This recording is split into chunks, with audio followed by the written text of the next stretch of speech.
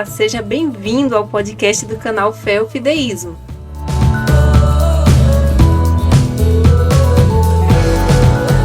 O podcast de hoje é um comentário da lição da Escola Sabatina feito pelo pastor Gilberto Tais. Esse mesmo comentário pode ser baixado por escrito no blog feofideismo.com ou diretamente no site da CPB acessando mais.cpb.com.br na seção Lições, Adultos, Lição da Semana e Comentários. Aproveite também para se inscrever no canal Fé e Fideísmo no YouTube e também no Instagram do pastor Gilberto Tais. O Tais é THEISS. Fique agora com o comentário da lição. Até mais!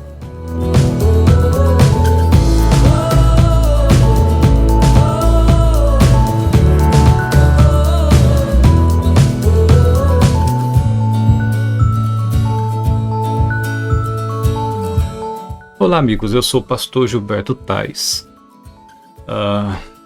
Nós vamos trabalhar agora a lição 8 da Escola Sabatina. E o tema desta semana é a Lei da Aliança. Eu gostaria de introduzir esse comentário falando sobre uma história real e interessante. Daniel Westin era um simples cidadão, dono de uma academia de ginástica. Entretanto, algo surpreendente mudaria radicalmente sua vida. Westin conheceria uma jovem chamada Vitória, e um namoro de 8 anos os levaria ao altar do matrimônio, no dia 19 de junho de 2010. Não há nada de mais nesse relacionamento a não ser o fato de Vitória ser uma princesa e herdeira do trono da Suécia. Isso mesmo. Nesse casamento morganático de um nobre com alguém de posição social inferior, Daniel receberia o título de príncipe, adotando o nome da família real. A exemplo do que ocorreu com Daniel, Deus fez uma aliança com um povo que, do ponto de vista social, era sem nenhuma importância. Nesse caso, que outra justificativa encontraríamos para Deus aceitar Israel como povo escolhido, senão o amor, a bondade e a misericórdia? Bom, a positiva eleição de Israel é expressa ali em Deuteronômio capítulo 7, versos 7 e 8. Ele não foi escolhido por ser um povo numeroso, o que não era, mas em virtude do amor de Deus, com certeza. E com base na premissa da bondade e do amor, Deus fez uma aliança com Abraão e seus descendentes. Por esse motivo, ele guiou seu povo ao longo da história, retirando-o da escravidão do Egito e conduzindo o povo até a terra prometida, Canaã, que seria a terra da liberdade e da prosperidade, atributos desconhecidos na terra egípcia, lugar da escravidão.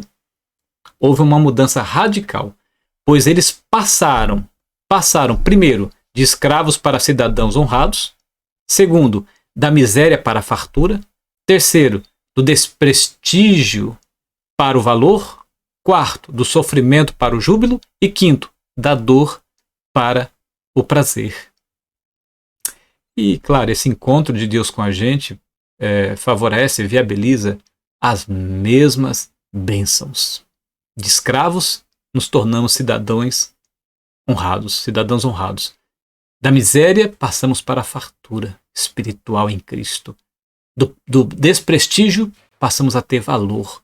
Do sofrimento, passamos a ter, pela fé, o júbilo, pela esperança. E por fim, da dor para o prazer de viver e de aguardar aquele grande dia. Isso foi apenas um pequeno resumo do que o Deus de Israel estava disposto a fazer por seu povo eleito. A graça de Deus, amigos, desejava fazer muito mais por aquela nação se ela permanecesse firme e leal à sua aliança. Essas promessas seguramente se aplicavam tanto aos israelitas quanto a qualquer outro povo que aceitasse, através de Israel, fazer parte do projeto divino. Pois se buscassem ao Senhor, receberiam um nome melhor do que o de filhos e filhas, como descreve Isaías 56, verso 3 a 8. Mas Deus libertou Israel da escravidão egípcia. Para quê? Para viver em uma terra de liberdade, de prosperidade. Liderado por Moisés, o povo atravessaria o deserto com destino à terra prometida. Contudo, antes de eles chegarem a Canaã, deveria primeiro passar pelo Sinai. Essa exigência ensina que, embora a justificação tenha ocorrido no Egito, através do sangue passado nos umbrais das portas, a lei também exercia um importante papel no pacto entre o povo e Deus. Quando Israel se estabeleceu ao pé do Sinai, o monte foi tomado por uma luz incandescente de fogo, que de forma incrível criou um claro contraste com as trevas. O decreto imperial foi proclamado em meio a terremotos, relâmpagos, nuvens e sons de trombetas, de maneira que as pessoas tremiam diante do Senhor. Esse relato está em Êxodo 19, verso 16 a 19. Então o temor de Israel aumentava à medida que o barulho das trombetas e a voz de Deus se intensificavam. Essa teofania teve um grande impacto espiritual, de tal maneira que se tornou um prólogo em diversos hinos e passagens poéticas na religião hebraica. Então, amigos, com a atenção plenamente voltada para a voz de Deus naquela ocasião, que vinha do fogo, das nuvens, dos sons de trombeta e dos 10 mandamentos, os 10 mandamentos foram pronunciados e escritos pelo próprio Deus nas tábuas de pedra, em meio a todos aqueles efeitos especiais, porém reais. Mas diante dessa aparente contradição existente entre a lei e a graça, no que diz respeito à salvação, uma pergunta que é com frequência feita: qual seria o exato papel da lei na aliança? Por que ela deveria ser recebida e aceita antes que o povo entrasse em Canaã? Isso poderia sugerir salvação também pelas obras? É fato, amigos, que os 10 mandamentos ou qualquer outra lei da Torá não possuem poder justificador capaz de inocentar os homens diante de Deus. Porém, a rejeição consciente e proposital da lei evidencia a censura que a justificação sofre na consciência e no coração do indivíduo. Então, a recusa em obedecer à vontade de Deus é um claro desprezo ou repúdio para com a soberania do Deus da aliança. A justificação do pecador arrependido claramente ocorre antes que ele venha receber a lei no coração, como ocorreu, por exemplo, com o povo no Egito, antes de chegar ao Sinai. Mas, escute bem, mas a justificação, ela encanta a consciência e motiva o pecador a repelir o mal do coração, negando a si mesmo, desejando ser novamente a imagem e semelhança do Deus da aliança. Ou seja, embora a santificação não promova justificação, isso é fato, embora a santificação não promova justificação, todavia, a justificação conduz o arrependido e contrito pecador à santificação. Nesse caso, tanto a santificação quanto a glorificação ocorrerão como resultado da justificação. Por exemplo, no santuário terrestre, o sacrifício ocorreria no pátio, e o sangue era aspergido onde? Tanto no santo quanto no santíssimo. O que nos leva a crer que a graça é o que permeia todas as ações da divindade na vida humana, desde o pátio até o santíssimo. Bom, a lei de Deus é um reflexo do caráter do seu legislador, isso a gente já sabe. E era o intuito dele impressionar o povo com a sua santidade. Então, dessa forma, podemos afirmar o seguinte. Primeiro, o objetivo das leis era instruir o povo quanto à maneira pela qual deveria viver em Canaã. Segundo, era necessário que se tornasse um povo diferente das nações pagãs. Terceiro, a lei mostrava o caráter que era aceitável diante de Deus. Quarto, Israel deveria ser reconhecido como um povo santo, eleito e diferente dos que praticavam a idolatria e a maldade. E por fim, a lei, ao ser observada, criava uma clara identidade de pertencimento. Eu sou o Senhor, seu Deus. Não tenha outros deuses diante de mim. Eu os tomarei por meu povo e serei o seu Deus, como descreve Êxodo capítulo 20, verso 2, verso 3, Êxodo capítulo 6, verso 7 e Jeremias 32, verso 38.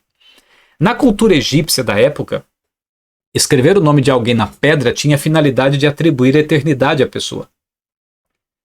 É por isso que os faraós ordenavam que seus nomes e os nomes de seus deuses egípcios fossem talhados ali nas pedras.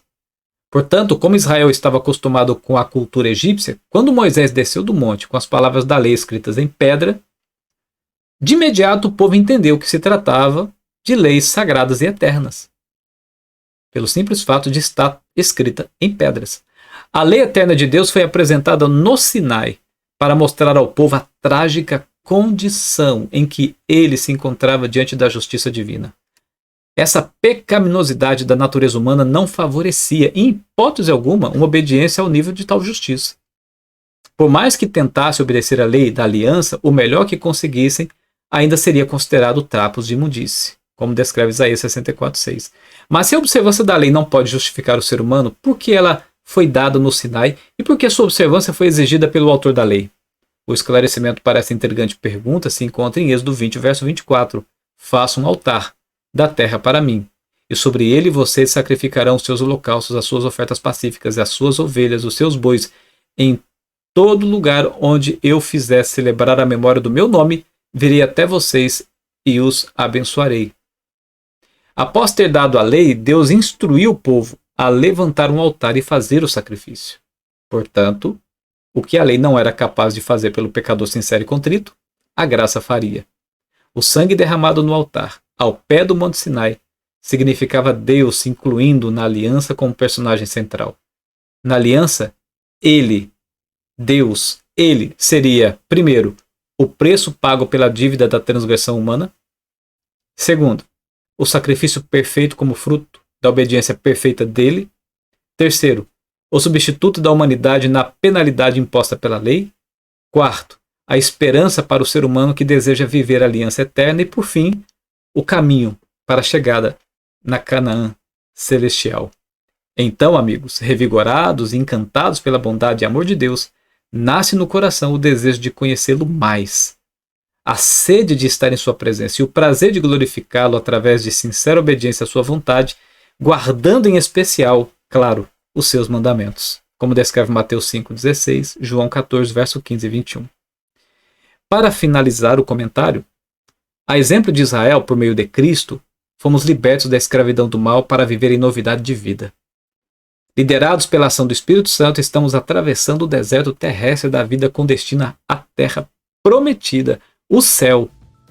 Mas, enquanto não chegamos à Canaã celestial, devemos continuar nossa peregrinação ao lado de Cristo, demonstrando por gratidão, lealdade à sua vontade. Por amor a Deus, mesmo com os pés ainda trilhando no chão desta terra, com perseverança manteremos os olhos bem fixos no céu, onde em breve, pelos méritos de Cristo, estaremos acampados para sempre. Portanto, pense nisso.